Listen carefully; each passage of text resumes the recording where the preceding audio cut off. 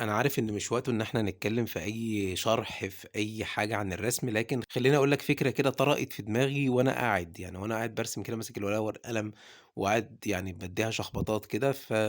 جات لي فكرة إن إحنا ممكن إزاي نفرّق بين وضع الجسم في حركات معيّنة بيعملها، يعني مثلًا دي أنا خدت بالي منها أوي وأنا باتفرّج على تمرين ابني وهو بيلعب الكورة. وفي وضع اللي بيمشي بالكورة بيلمسها بس كده بيزُقّها قدّامه، غير اللي بيجري بيها بشكل عنيف، غير اللي بيشوط الكورة، طبعًا وضع الجسم بيختلف. طَب أنا إزاي أسهّل رسم وضع الجسم إن أنا فصّصت الجسم أو الرسم بتاع الجسم اللي أنا هارسمه لهيكل، مجرّد الهيكل بس اللي إحنا هنعمل بيه الإسكتشات دلوقتي، مش هنرسم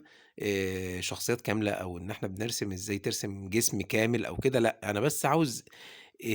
يعني أختبر نَفْسي، هل أنا قدرت أنقل الإحساس من مجرّد شوية خطوط بارسمها والّا لأ؟ فدي تجربة كده تعالَ نجرّبها مع بعض ونشوف هتودّينا لحد فين. هاخد مثلًا شكل الراس، طبعًا أنا مش هارسم الجسم كاملًا، لكن هارسم هيكل بس، وآدي العمود الفقري مثلًا أو ضهره، وآدي منطقة الصدر دي منطقة الحوض، وآدي المفصل بتاع الفخذ، وبعد كده باعمل بقى إيه، مَدّة رجل اللعيب ب ب بشكل يعني أنت عارف أنت إيه، بيحسِّس على الكورة كده وهو ماشي، يعني عارف لمّا يكون ماشي بكورة بيلمسها بس كده بيزُقّها قدّامه، مع طبعًا وضع الدراعين ورا، يعني كإنه كده إيه، يعني حريص بجسمه كُلّه إن هو بس بيلمس الكورة، طبعًا هارسم بقى الكورة علشان أحس بالموضوع. فمجرد بس لمسة بسيطة، تحس كده إن هو بيجري على مشط رجله مش في عنف، كذلك ملامحه برضه بتخدم معايا الغرض ده، يعني الملامح برضه مع وضع الجسم، يعني شوف أنا ما رسمتش الجسم كاملًا غير مثلًا وضع تاني بتاع حارس مرمى طاير، منطقة الصدر من فوق لو تاخد بالك خليتها مرفوعة من عند الكتاف، علشان هيبقى مادد رجله مادد إيده لفوق بالشكل ده كده، يعني في وضع حارس المرمى يعني. وادي إيديه، وادي ملامحه برضه بتخدم مع الموضوع، بحيث إن أنا أحس إن هو إيه، بيطير كده وبيحاول يلحق حاجة زي الكورة دي مثلًا خلّيناها معلش بقى داخل الجون مش مشكلة،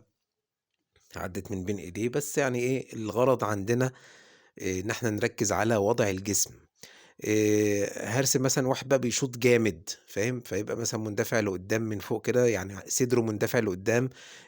رجله ممدودة لقدّام بقوة أكتر من اللي بيتمشى بالكورة اللي أنت شايفه بمجرد بيلمسها، لكن لأ ده بيتغابى على الكورة، فأنا لازم وضع الجسم كلّه، حتى وضع الملامح، يعني رسم الملامح يدّيني قوة في التسديدة أو قوة في الحركة اللي أنا باعملها، مش مجرد لمس كده وخلاص.